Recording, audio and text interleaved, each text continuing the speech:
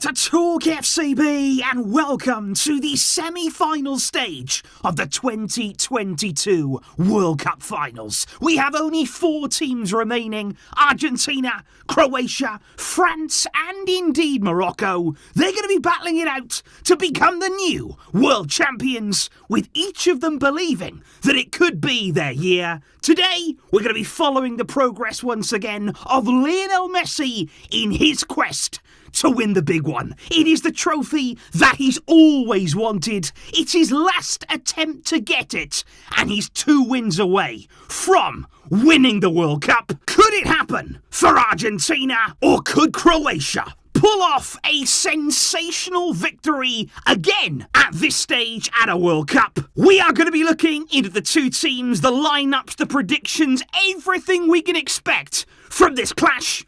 It is huge. So let's do it. Because when you are looking at Argentina versus Croatia, the first interesting part about this is that Croatia, of course, came through in Group F as the runners-up, finishing behind Morocco there. And the 2 of those teams playing out a 0-0 draw on match day 1 in the group stage. And who would have thought that following that game, both of them would be in the semi-final? Unbelievable here for Croatia and, of course, for Morocco. And looking here at the matchup between Argentina and Croatia, obviously they're both teams deserving of their semi-final spot. Anybody that gets here, you've earned it. You've had to work hard to get to the semi-final stage. And I think Croatia there, the word you used to describe them so far, has definitely been solid. You know, they've worked their way through. They had a big win over Canada, but apart from that, they've been close matches. They've had to really hold their nerve to make it through. But the one thing I would say straight away about them is they're not underdogs. I've heard a lot of talk coming into this game here about, Croatia, the plucky team, small population, almost like they'd just be happy to get to this stage and take part. That's nonsense. They are here to win, because that's what they've done for several years now. We are talking about the 2018 World Cup finalists. They have some of the most experienced players left in this tournament in their team, and they know how to win football matches. They know how to win games at the World Cup and in the knockout stages. I think if you look at their game against Brazil in the quarterfinals, Brazil, one of the heavy favourites to win it. They had so many fans inside the stadium, so much expectation on them, but Croatia managed to frustrate them. They managed to hold Brazil there deep into extra time, and even once Neymar scored to put Brazil ahead and everybody thought it was all over, Croatia thought otherwise. They will stay in games. They will work hard there to keep themselves in touching distance. And they had one shot in the entirety of the 120 minutes of football, and that one shot was a goal. And I think there is a calmness here about Croatia that they are going to lean upon in this semi-final matchup here. They've beaten a spirited Japan side, then beating Brazil, both of them on penalties.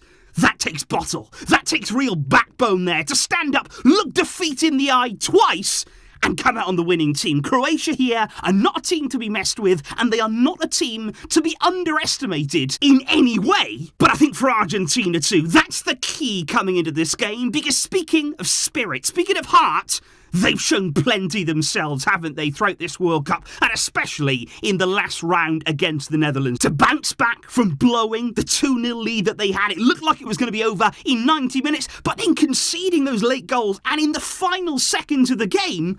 But how well did they hit back? How well did Argentina respond to that adversity there? And a lot has been written about their reaction against the Netherlands there, winning the penalty shootout, the celebrations that followed, whether it was disrespectful, whether it went too far. It's up to you to decide what you think about all that. But let me tell you one thing. That kind of spirit, that kind of togetherness that we've seen from this team, that's why they're here. That is why they were able to bounce back from the defeat against Saudi Arabia. When everybody was ready to pile on Argentina, ready to write them off, this team said no. We are together. We are a family. We are united.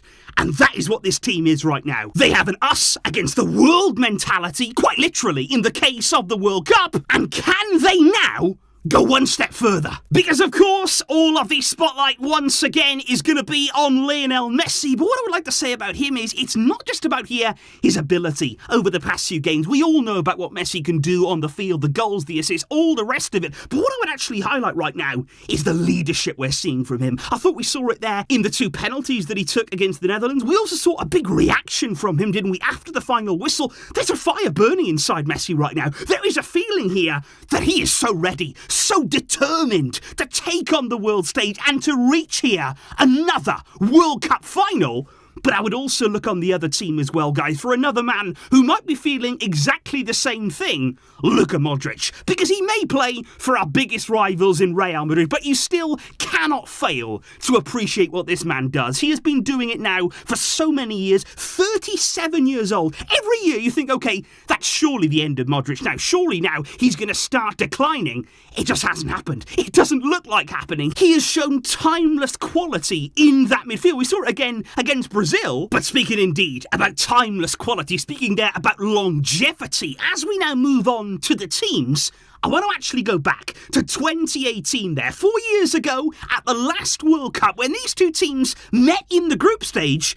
And it didn't go well for Argentina. This was a game here, match day 2 it was in the group, and Croatia destroyed them. In the second half there, 3 second half goals, Rebic, Modric and our own at the time, Ivan Rakitic scoring, and that left Argentina on the brink of elimination heading into the final game. And I want to look at that game here, and I want to look at the team, because this for me is extraordinary. When you look at where Argentina were in the last World Cup, when you look at the difference between that team there and the team we see today. And I think that highlights there not only the unbelievable work that Scaloni has done since he's arrived there, taken over from Sampaoli, the change that he's made in this team in what is a relatively short space of time. It's extraordinary, but I also think this speaks volumes about Messi and the kind of expectations that has been on his shoulders at international level, because that team there was expected to go deep in the tournament. Because of Messi alone, people thought Argentina can do it. They can go in the knockout stages and beat France. And those are the kind of expectations that Messi has had to live with his entire career. Looking at the names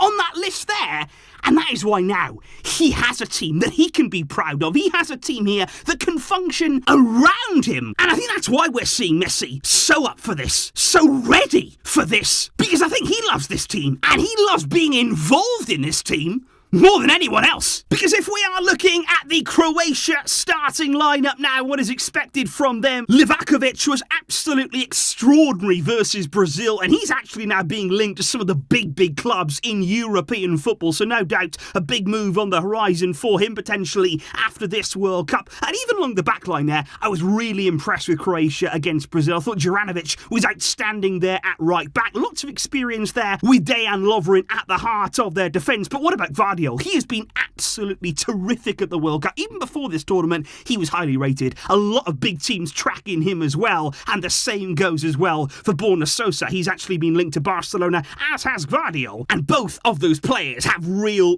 quality. But I think midfield, that is where Croatia store all of their experience and their quality there. You've got Brozovic in the holding midfield role, Kovacic alongside Modric. And I think the thing about Brozovic is he's not only technically good, he can play with the ball, he can help Croatia when they're in possession, but out of possession as well. He works incredibly hard there. The ground that he covers every single game there, he does a lot of hard work. Of course, Modric and Kovacic more than chipping in with that as well. You've got Pasalic, who played on the right-hand side against Brazil, and I think we could see that again against Argentina, because what he did there, he helped out defensively. It was against Vinicius, against Brazil, against Argentina. Maybe he could be close to Lionel Messi. We're going to have to wait and see how that goes. On the left-hand side, Perisic, more experience and more quality, and Kramaric up front. He has been outstanding as well. In front of goal, he is clinical, and Croatia have got real quality. Make no mistake about that. These are top players. When it comes, though, to Argentina, obviously against the Netherlands there, we saw Lionel Scaloni change shape and line up with a back three there, with Acuna and Molina pushing on. And of course, that worked really well, with Molina scoring the opening goal of the game, and a brilliant one that it was. But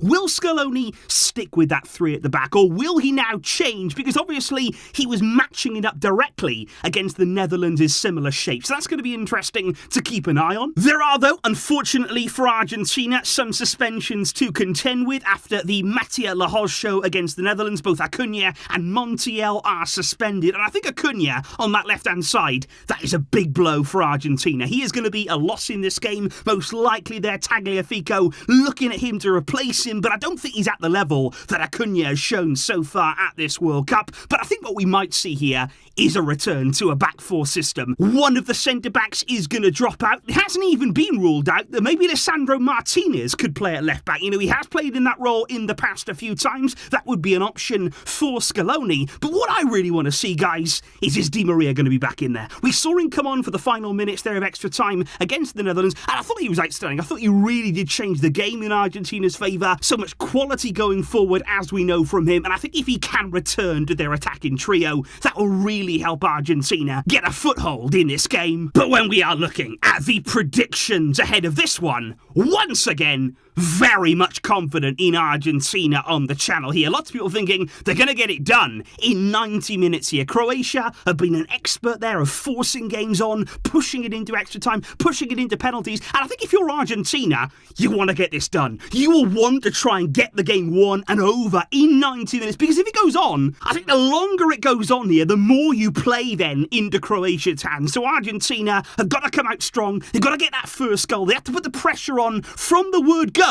And if I did have to follow up there my prediction from the last game, when of course I said that it would go to penalties, and it did, and here I wouldn't be surprised if it doesn't quite go that far, but I think we might see extra time. I think this game is going to go beyond the 90 minutes, but there might be an extra time winner in there to celebrate for one of these teams. And of course also there in the other semi-final we have France against Morocco to look forward to. Dembele, who is a bit quieter against England, is going to be involved again, I'm sure, from the start. He's going to be looking to combine with Mbappe, and Giroud has been so impressive at this World Cup. Koundé as well should start the game at right back. But for Morocco, what a journey they're on. What an experience they are having at this World Cup. They already knocked out Spain. They've already knocked out Portugal. Could they now knock out the world champions? We're going to be talking all about these games over the next few days. Plenty of reviews coming up on the channel, of course. I will be seeing you very soon. Enjoy the game,